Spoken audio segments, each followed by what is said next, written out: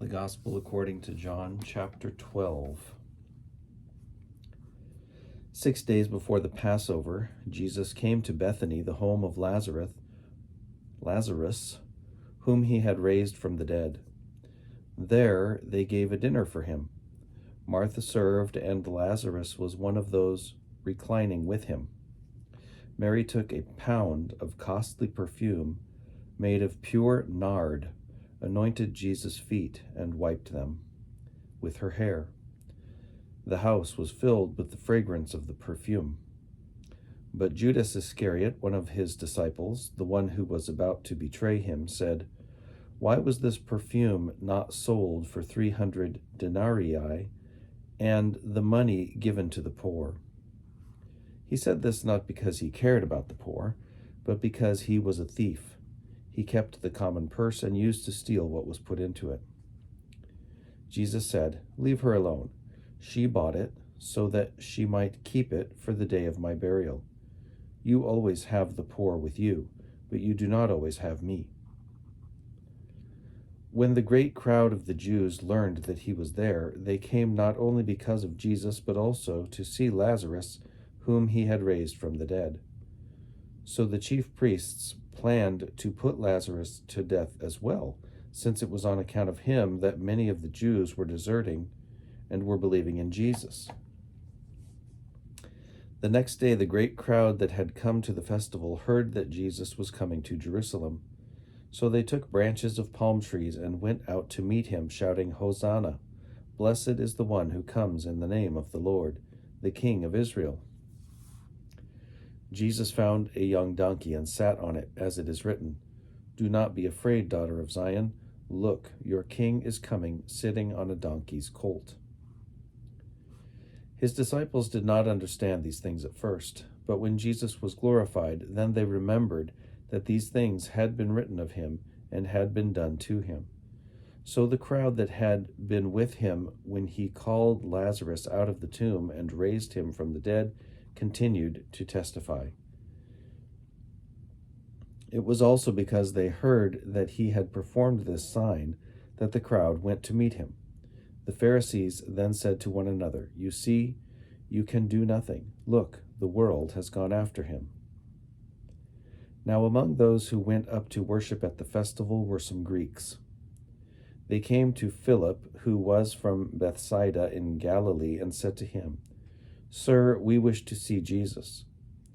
Philip went and told Andrew. Then Andrew and Philip went and told Jesus.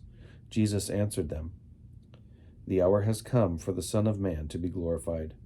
Very truly I tell you, unless a grain of wheat falls into the earth and dies, it remains just a single grain. But if it dies, it bears much fruit. Those who love their life lose it, and those who hate their life in this world will keep it for eternal life. Whoever serves me must follow me, and where I am, there will my servant be also. Whoever serves me, the Father will honor. Now my soul is troubled, and what should I say? Father, save me from this hour? No, it is for this reason that I have come to this hour. Father, glorify your name." Then a voice came from heaven, "I have glorified it, and I will glorify it again." The crowd standing there heard it and said that it was thunder. Others said, "An angel has spoken to him." Jesus answered, "This voice has come for your sake, not for mine. Now is the judgment of this world. Now the ruler of this world will be driven out. And I, when I am lifted up from the earth, will draw all people to myself." He said this to indicate the kind of death he was to die. The crowd answered him, "We have heard from the law that the Messiah remains forever. How can you say that the Son of Man must be lifted up? Who is this Son of Man?" Jesus said to them, "The light is in you for a little longer.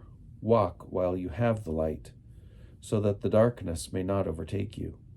If you walk in the darkness, you do not know where you are going. While you have the light, believe in the light, so that you may become children of light." After Jesus had said this, he departed and hid from them. Although he had performed so many signs in their presence, they did not believe in him. This was to fulfill the word spoken by the prophet Isaiah.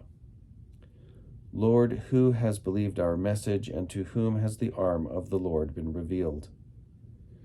And so they could not believe, because Isaiah also said, He has blinded their eyes and hardened their heart, so that they might not look with their eyes and understand with their heart and turn, I would heal them.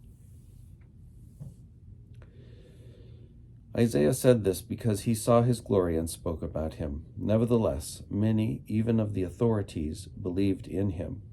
But because of the Pharisees, they did not confess it, for fear that they would be put out of the synagogue, for they loved human glory more than the glory that comes from God.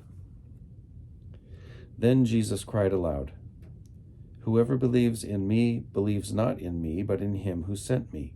And whoever sees me sees him who sent me. I have come as light into the world, so that everyone who believes in me should not remain in the darkness. I do not judge anyone who hears my words and does not keep them, for I came not to judge the world, but to save the world. The one who rejects me and does not receive my words has a judge. On the last day, the word that I have spoken will serve as judge.